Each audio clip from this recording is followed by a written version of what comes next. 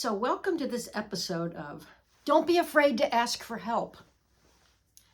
You know, all joking aside, there is such a stigma with mental health and anxiety and stress and depression, of which I've suffered from all of those, mostly silently for years and not doing anything about it. And I think so many people can relate. If you've had any experience with doctors, sometimes if you talk about an issue too much, they just kind of overlook you and go, oh, wow, Leslie must be crazy because she doesn't really have any problems. Why does she keep asking me about this? So to make a long story short, I lived in fight or flight for so many years and not doing anything about it. And going to doctor after doctor after doctor, trying to resolve this issue I had. The biggest issue was overactive bladder and constant UTIs. And I tried all the medications. I even had Botox injected into my bladder, which is a pretty radical freaking process. And it did work, but only temporarily. So don't be afraid to ask for help is what I finally did. I finally went to my internal medicine specialist and said, you know what, doctor, I am anxious all the time. There's got to be something I can do about this. And so she did prescribe me an SSRI, Lexapro. I'm not promoting that. This is not medical advice. This is just what worked for me. And lo and behold, 2 to 3 weeks later, I never had another UTI. I never had overactive bladder. It completely went away. And no one told me that this little medication would help chronic UTIs and overactive bladder. So the point of that story is you have to be your own advocate. You have to fight for yourself. You have to love yourself enough to continue to ask for help.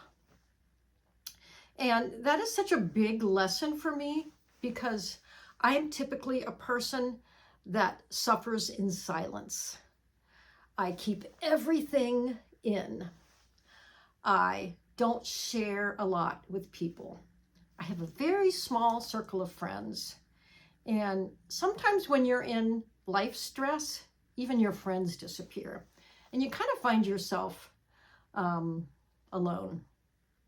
And so I went through a long period of that where everything in my life kind of fell apart.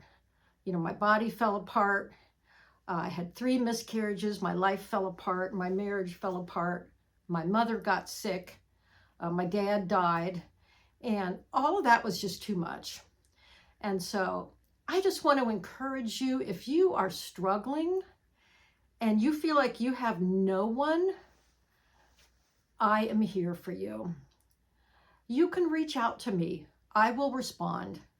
I will listen, and I'll be your best friend. I'll be your advocate. Because I think the one thing we can do as creators is support each other and be honest about the journey we've been on. And feel free to talk about it. You know, I spent many years trying to better myself. After I lost my job in 2009, my job was eliminated after a 16-year stint at a very successful company. And I kind of was lost after that. And then all of this other stuff happened, and I never really got back on my feet again. So part of this journey is also, you know, the journey of being overqualified and underemployed. But that'll be in another video. But I just want to encourage you, if you're struggling and you feel like you're all alone and you suffer from anxiety or you're depressed and can't get dressed in the morning, ask for help. Find someone who will give a damn. Find someone who will listen. I don't care if you have to go to 10 different doctors, or you have to go to a clinic, or you have to ask for a recommendation from someone. do what you can to advocate for yourself and find a way to love yourself more, because you are so worth it.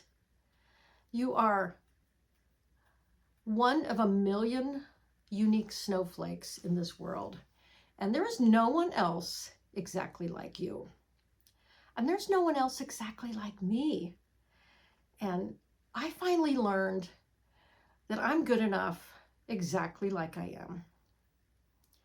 And I'm okay with that now, and I'm good with that. So I'm sending you love, I'm sending you hope, I'm sending you just positive vibes. And I hope this helps you manage and mind the crap.